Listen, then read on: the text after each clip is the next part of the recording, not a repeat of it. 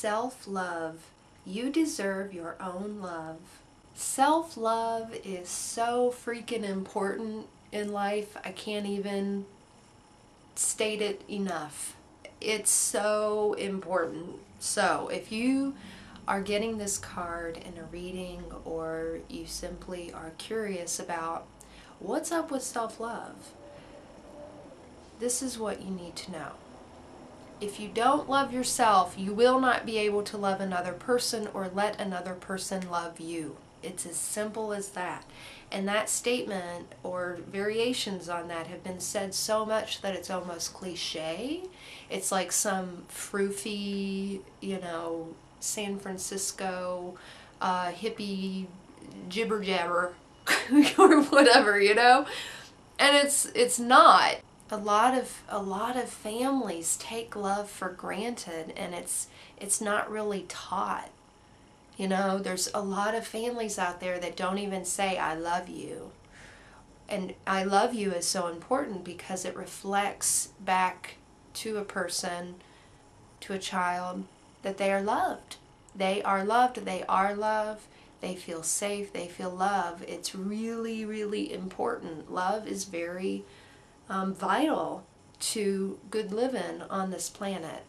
So the thought of you deserve your own love is stated as such because a lot of people don't think they do deserve it. They think that self-love is conceited, or it's selfish, it's self-indulgent, it's narcissistic. Well, yeah, it could be that. It can be that. People do that and probably say, I love myself. But that's not the kind of self-love that I'm talking about, or that you have to create in your life. I'm talking about respecting yourself and seeing yourself through kindness and compassion and nurturing yourself when you feel down. Picking yourself up when you fall, patting yourself on the back when no one else is there to do it. It's simply about connecting with yourself. It can be hard if you feel like you are just the singular person walking around on the planet and you are in your own head and it's just this one source of being inside of you. It can be hard to relate to yourself.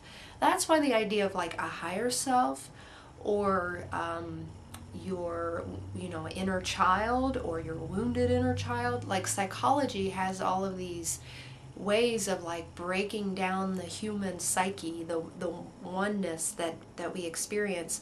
And as you deconstruct yourself, you realize there's a lot of different aspects of yourself, and not all of them love you very much. They've taken on the conditioning of your family or of society or just all of these different things, and they tell us you shouldn't love yourself. You're not lovable. You're bad. You're a liar. You're no good. You're fat. You're this. You're that. And it's like, ooh, that can be a scary place to live. But if you can tap into your spirit, or if you think about anybody in your life that was really kind to you, even if it's just like a teacher growing up, or your aunt or something, it's like, if you experience that growing up, then you have that inside of you, and you can tap in to that part of yourself that knows how good that felt when someone was kind and compassionate and nurturing and understanding and loving to you. And because, we've got to learn how to give ourselves love, because other love is outer love is temporary in the sense that it can't always be there. You can internalize it and keep it with you, but you're not going to always have people around you saying, you're lovable, you're good, I love you. You should try and have some people around who are willing to do that and mean it and really, show you how great you are.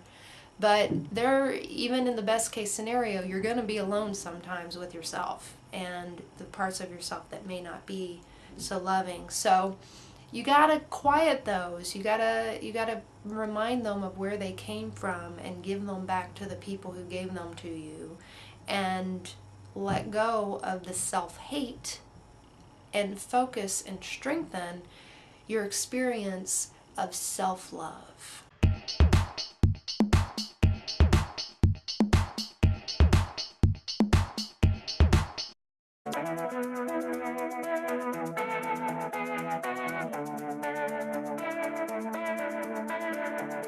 Let's cut out the melodrama so we can wake up the whole wide world.